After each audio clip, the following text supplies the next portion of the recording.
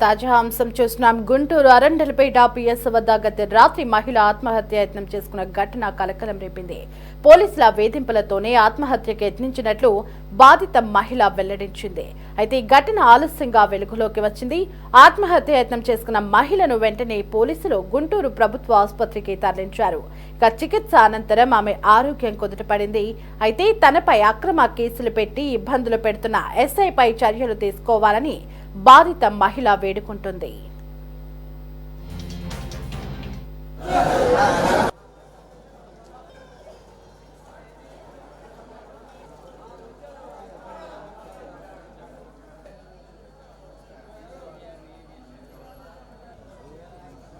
నా పేరు దివ్య సార్, మారబోయింది దివ్య sir. Gold loan purpose మీద ఒక కేసు పెట్టారు సార్ వాళ్ళు. నేను బ్యాంక్లో డిప్యూటీ మేనేజర్గా చేస్తున్నాను సార్, యాక్సిస్ బ్యాంక్లో. 2023 ఆ టైంలో ఒక కస్టమర్ వచ్చి గోల్డ్ లోన్ పెట్టాలని వచ్చారు సార్. వచ్చి వాళ్ళు విడిపించి నాతో డబ్బులు కట్టించి విడిపించి తర్వాత మేము కట్టలేమని చెప్పి వదిలేసేసి మళ్ళీ దాని మీద ఒక 50,000 తీసుకుని వెళ్ళిపోయారు సార్. 3 ఏళ్ళ తర్వాత నన్ను మోసం చేసి బంగారం తీసుకుందని చెప్పి కేసు పెట్టారు సార్. ఇప్పించిన వ్యక్తి కాకుండా వేరే వాళ్ళతో పెట్టించారు సార్ కేసు. 20 రోజుల నుంచి మమ్మల్ని మా ఆయన్ని నన్ను రోజు పిలిపించి కూర్చోబెట్టడం, వదిలిపెట్టకుండా రాత్రి దాకా 11 దాకా ఉంచడం, తర్వాత వదిలిపెట్టడం.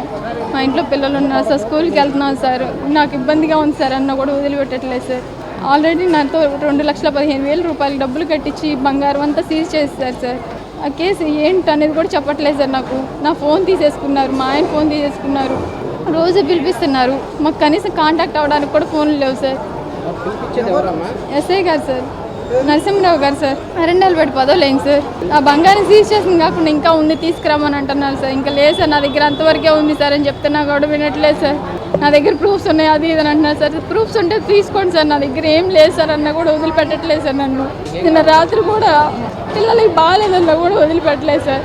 నిన్న పొద్దునగా రాబన్నారు సార్. నిన్న పిల్లలు బాగాలేదని నిన్న మధ్యాహ్నం వెళ్ళాను సార్. అక్కడికి వాళ్ళు లేదు సార్. నిన్న రాత్రి 6ంటికి వెళ్తే అప్పుడు నేను రామన్నప్పుడు మీరు వచ్చినప్పుడు అని చెప్పి ఎగబడ్డారు సార్. ఎగబడి ఇంకా ఉంది కదా అది కూడా తీసుకొస్తేనే నీకు క్లోజ్ చేస్తాను అది అని చెప్పి వేధిస్తున్నారు సార్.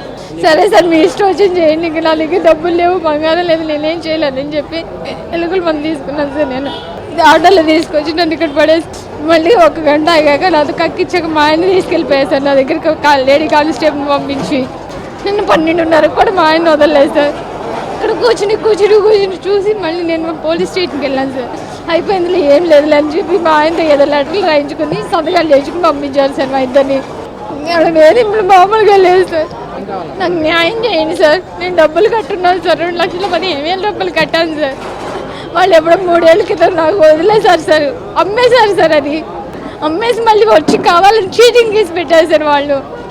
అన్యాయం అదంతా మొత్తం ఒకసారి వెనక్కి వెళ్ళి రివెంజ్ చేయండి సార్. నాకు వాళ్ళు నా బ్యాంక్కి రావడం, నేను డబ్బులు తీసుకెళ్ళి కట్టడం అదంతా నిజం సార్. నాకు మాత్రం ఇందులో న్యాయం చేయగలరని నేను కోరుకుంటున్నాను సార్. అంతే సార్. నరసింహారావు గారు సార్, దేవరశెట్టి అనిల్ సార్, ఆ అబ్బాయి సార్ కేసు పెట్టించింది. నాకు బంగారం ఇచ్చింది దేవరశెట్టి అనిల్ సార్, పెట్టించింది సంధ్య అన్న అమ్మాయితో సార్. ఆ సంధ్య అన్న అమ్మాయి ఎవరో కూడా నాకు తెలియదు సార్. అసలు ఆమె నేను ఇంతవరకు చూడడం కూడా చూడలేదు సార్. చేయట్లేదు సార్. నేను వెళ్ళి ఎస్పీ ఆఫీస్లో కూడా లెటర్ పెట్టాను సార్. మళ్ళీ ఇక్కడికి పంపించారు సార్. ఇక్కడికి వద్దండి, నాకు అరండలపేట లాలపేట పంపించండి సార్ అని చెప్పి అడిగాను సార్. సరేనన్నాను సార్. మరి దాని గురించి నాకు కాల్ కూడా రాలేదు సార్. పోయిన 20 నుంచి నన్ను ఒకటే ఏదింపులు సార్. బ్యాంక్ వాళ్ళు వీళ్ళు కుమ్మక్కై నాతో డబ్బులు కట్టించి బ్యాంక్ వాళ్ళు పోలీసులకు ఫోన్ చేసి నా చేతిలో ఉన్న బంగారాన్ని నన్ను అప్పటికప్పుడు సీజ్ చేసి తీసుకెళ్ళిపోయారు సార్.